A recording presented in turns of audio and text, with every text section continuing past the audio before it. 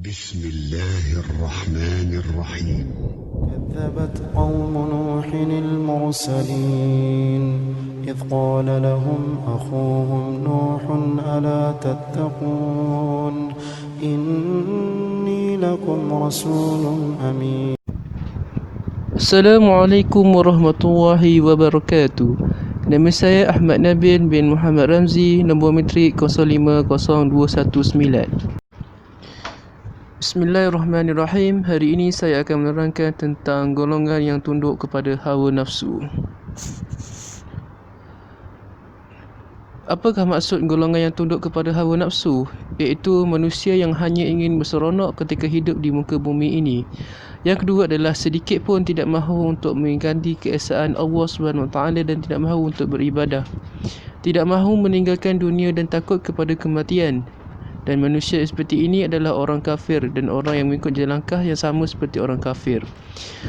Bukti daripada golongan yang tunduk kepada nafsu ini adalah dapat kita lihat daripada firman Allah Subhanahu Wa Taala dalam surah Al-Jathiyah 45 ayat 23 yang bermaksud, maka kamu pernah melihatnya manusia yang menjadikan hawa nafsunya sebagai Tuhannya, dan Allah telah membiarkan sesat berdasarkan ilmunya, dan Allah telah mengunci mati pendengarannya dan hatinya dan meletakkan tutupan atas penglihatannya.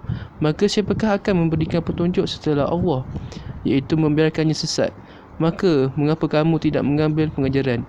Daripada ayat ini dapatlah kita lihat bahawasanya jika seseorang itu ingin hanya berseronok kepada dunia ini, maka Allah akan berikannya keseronokan di dunia. Akan tetapi azab akan menimpa di hari akhirat. Seterusnya adalah golongan yang bermuhajadah dan mampu mengawal nafsu, iaitu golongan ini adalah manusia yang mampu mengawal dan memerangi nafsu. Adanya mendapatkan kemenangan dan ada kalanya tewas kepada nafsu. Apabila mereka terjerumus kepada kemungkaran dan kesalahan, mereka akan terus bertaubat dan meminta keampunan kepada Allah Subhanahu Wa Taala. Firman Allah dalam surah Ali Imran ayat 135, dan juga orang-orang yang apabila mengerjakan perbuatan keji atau menganiaya diri sendiri, mereka ingat akan Allah lalu memohon ampun terhadap dosa-dosa mereka dan siapa lagi yang mendapat mengampuni dosa selain daripada Allah. Dan mereka tidak meneruskan perbuatan kejinya itu sedangkan mereka mengetahui. Ayat ini didapati bahawasanya orang yang melakukan kesalahan, kejahilan, namun dia terus bertaubat apabila menyedari ia adalah perbuatan yang salah. Dan hal ini adalah amat dikasihani oleh Allah Subhanahu Wa Taala. Daripada hadis Nabi SAW, baginda bersabda, setiap anak Adam itu melakukan kesalahan. Sebab baik orang yang melakukan kesalahan ialah orang yang bertaubat. Hadis riwayat Ahmad dan Tirmizi. Seterusnya adalah 3 golongan manusia yang digambarkan oleh Iblis, hasil daripada pertanyaan Nabi Yahya AS kepada Iblis. Yang pertama, manusia yang terpelihara daripada kejahatan dan dosa, iaitu para Nabi. Mereka ini terpelihara daripada membuat segala kesalahan. Yang kedua adalah manusia yang mudah mempengaruhi, malah menyerahkan dan menerima bulat-bulat seruan nafsu seperti bola yang dipegang kanak-kanak. Yang kedua ini bermaksud adalah orang yang yang rela hati untuk menerima segala seruan nafsu mereka dan tidak berfikir sejenak pun bahawasanya perbuatan mereka itu adalah salah.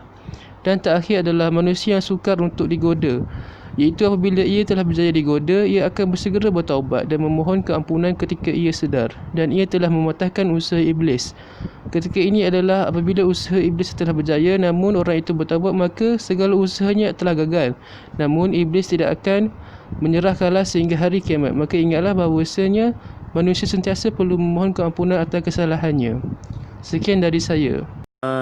Ahmad Arsak bin Adnan, nombor metrik 050409.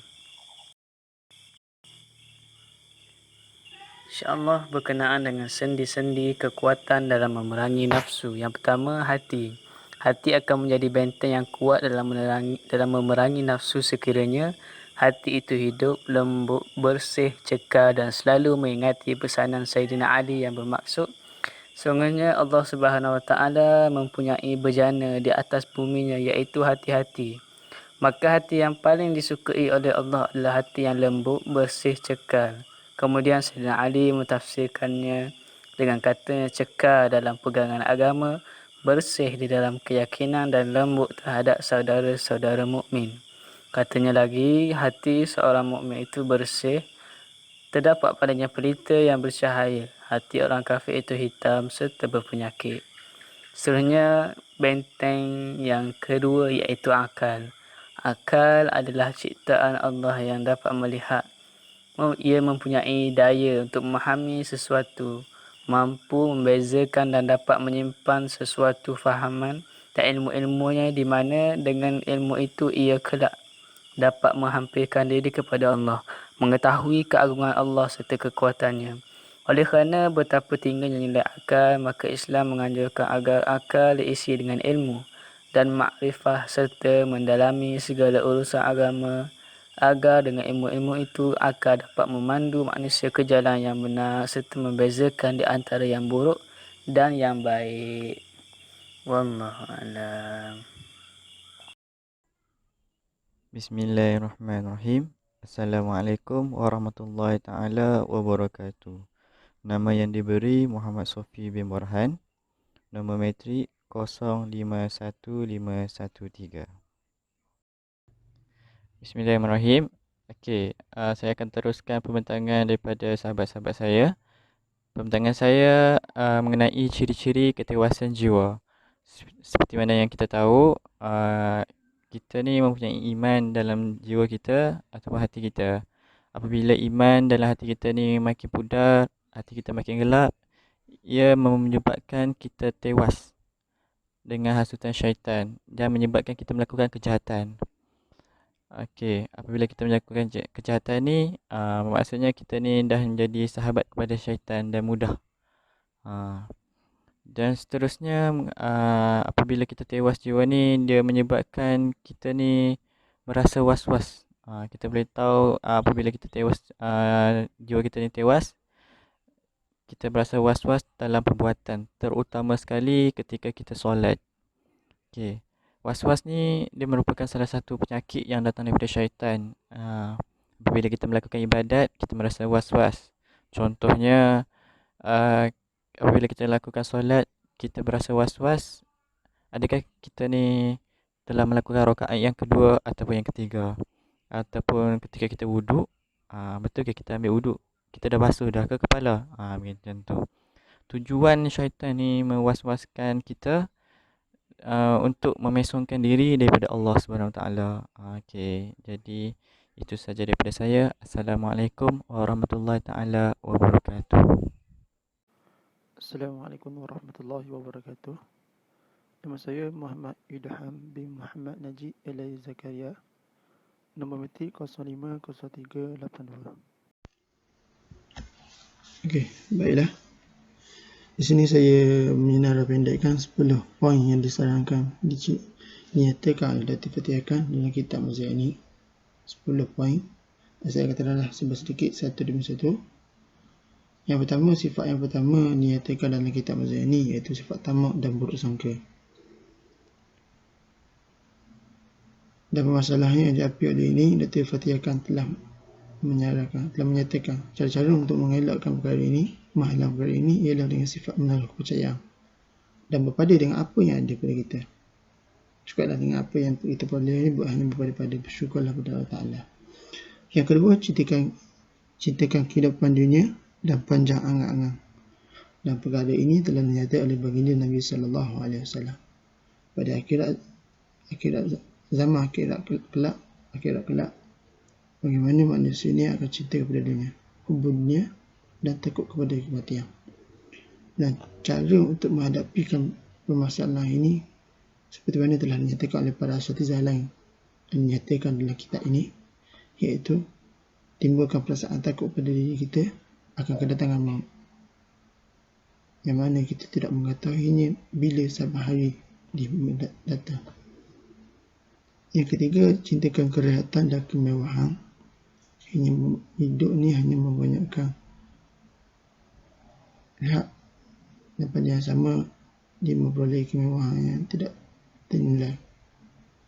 Perkara ini kita perlu ingat untuk menghadapinya. Kita perlu ingat dengan kenikmatan yang kita peroleh ini hanya sementara. Ia boleh hilang sebegitu saja. Dan tidak lupa dengan kemewahan yang kita peroleh hari ini, duit yang kita peroleh hari ini, ke mana dia alih?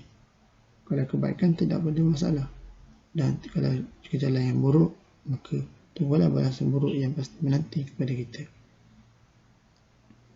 Yang keempat, kagum pada diri sendiri atau ujub.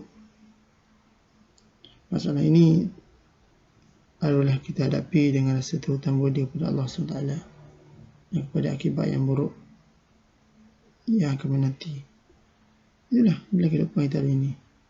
Terasalah budi kepada Allah Ta'ala yang mana Dialah Maha Pemberi, Dialah Maha mengurniakan segala-galanya. Dan bersama kita boleh ingat akibat buruk. Bila setiap perbuatan jahat mesti ada balasan buruknya. Maka perlulah kita ingat setiap kali nak melakukan kejahatan atau keburukan akan ada balasannya. Seterusnya, poin yang kelima, pandang rendah dan tidak menghormati orang lain. Bila kita merasakan diri kita sehebat, maka kita akan pandang sindih dan buruk pada orang lain. Dan mungkin orang yang mana kata pada taraf yang bawah, taraf yang mana orang golongan miskin, golongan yang hina dan sebagainya. Kali ini kita boleh ingat untuk menghadapi seperti yang dinyatakan oleh kita ini, kita mengenali hak-hak mereka serta menghormati mereka secara wajar. Siapa pun mereka, mereka adalah hamba Allah. Dan setiap hamba Allah, dia ada hak dia yang perlu kita laksanakan kepada dia. Maka wajib kepada kita melaksanakan dengan sebaik mungkin. Orang miskin, layani dengan sebaik mungkin.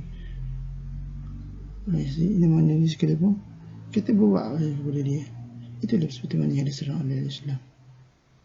Jahat mana dia kepada kita, balaslah dengan kebaikan yang setimpal. Okey, seterusnya yang keenam, hasad dengki. Hasad dengki yang perlu kita hadapi dengan timbulnya perasaan sifat qanaah, berpada dan redha terhadap kebenaran Allah SWT kepada makhluknya. Bersyukurlah dengan apa yang kita terima ni. Dan pasti apa yang ada kita peroleh ini ada hikmahnya. Yang ketujuh, riak dan suka pujian. Riak dan suka pujian, terutama dalam melakukan ibadah.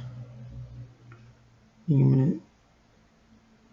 timbulnya perasaan riak memang tidak kita nafikan. Dan untuk menghadapinya dengan lahirnya sifat ikhlas dalam satu perbuatan. Ia memang boleh berkatakan satu perkara yang bersyukur kerana apa yang dinyatakan. Perumpamaan ikhlas ni seperti seekor semut hitam yang berada di atas batu hitam dekat waktu malam. Maka kita boleh berkatakan seperti syukur kita mencari semut hitam itu.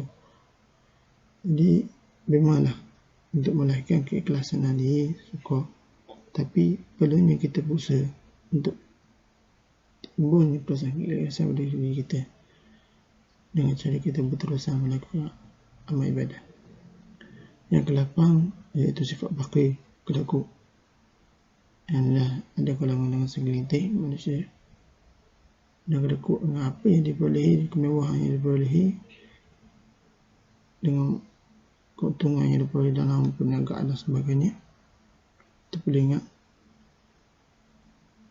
dengan apa kemewahan yang diperoleh ini, tersedarlah perlu menyedarinya bahawa apa yang ada pada makhluk pada hari ini, apa yang kita peroleh pada hari ini akan binasa. Apa yang kekal. Dan kalau apa yang kekal dari sisi Allah, dia akan kekal. Dan apa yang binasa akan binasa. Maka tidak perlu kita rasa hebat dengan apa yang kita hari ini. Kerana apa yang kita hari ini kemungkinan tidak kekal. Akan binasa. Yang binasa, apa yang kita bawa kelak ialah amalan kita. Bukan duit, bukan kemewahan kita boleh ni, kereta berapa buah ke tempat yang sesuai, tidak. Jadi perlulah kita sedar yang kemewahan yang kita dapat ini hanya sementara. Sebenarnya yang ke-9, takabur. Takabur membesarkan diri. Dan yang tidak lain untuk menghadapi masalah ini, yang cara kita tawaduk, sekantara waduk pada diri sendiri. Dan yang terakhir, yang ke-10, tamak halabur. mana tamak yang lebih tamak daripada yang sebelum ni. Sebelum ni kita bercakap tamak dan bercakap buruk. Tamak biasa je. Kalau ini dia katakan tamak lebih, tamak yang lebih-lebih. Yang mana kita boleh menghadapi dengan cara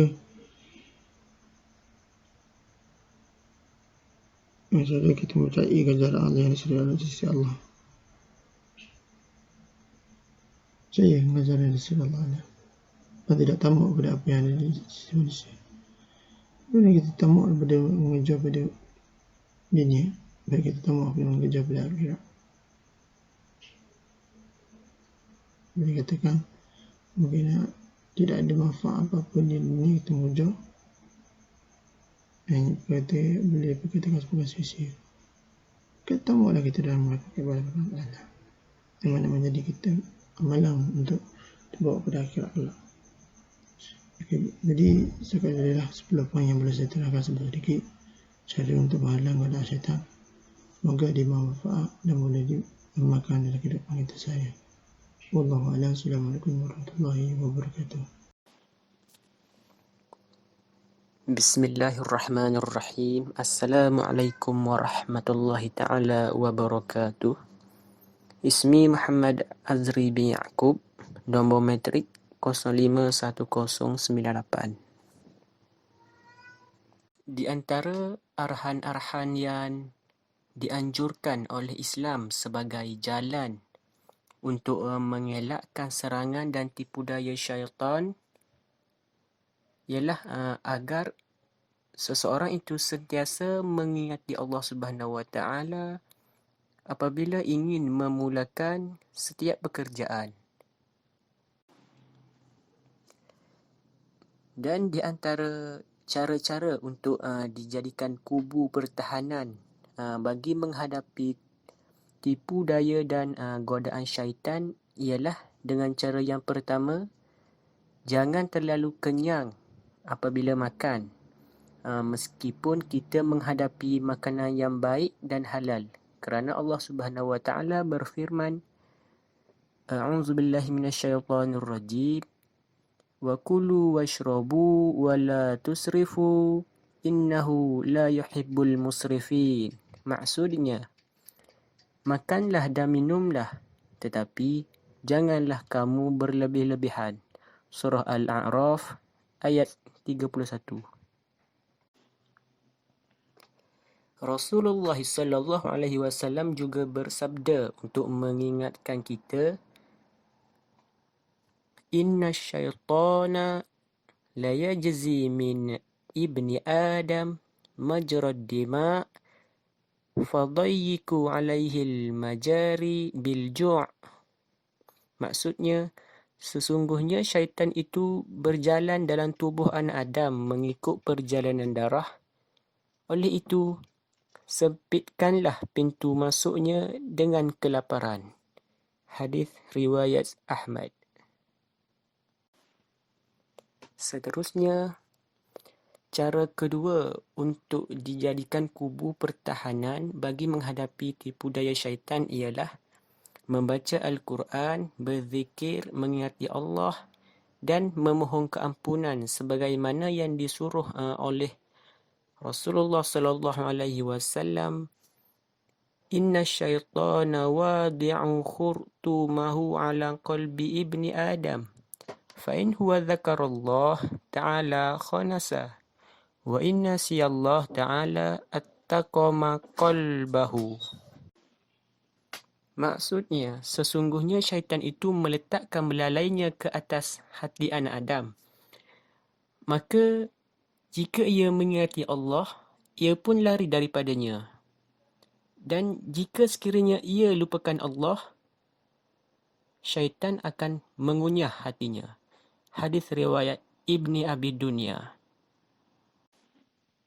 Seterusnya, cara yang ketiga untuk membina kubu pertahanan bagi menghadapi godaan syaitan ialah tidak tergopoh-gapah dalam sebarang pekerjaan, kerana Rasulullah sallallahu alaihi wasallam mengingatkan kita dengan pesanan, Al-ajalatu minasyaitan watta'anni minallahi ta'ala.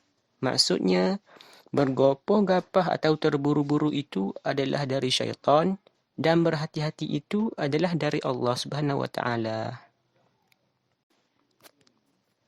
Sahabat-sahabat yang dirahmati Allah sekalian, sebenarnya ruang ini adalah terbatas untuk kita menyebut semua sebab atau amal-amal dan pesanan-pesanan yang dianjurkan oleh Islam untuk kita menjaga diri daripada godaan syaitan. Memedailah di sini kita melihat satu firman Allah Subhanahu wa taala, a'udzubillahi minasyaitonir rajim. Innal ladzina taqaw idza massahum ta'ifum minasyaitani tadzakkaru fa idza hum mubsirun. Shadaqallahul azim. Maksudnya, sesungguhnya orang-orang yang bertakwa apabila mereka ditimpa was-was dari syaitan, mereka ingat kepada Allah.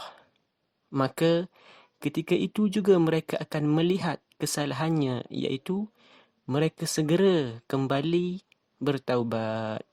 Surah Al-A'raf ayat 201.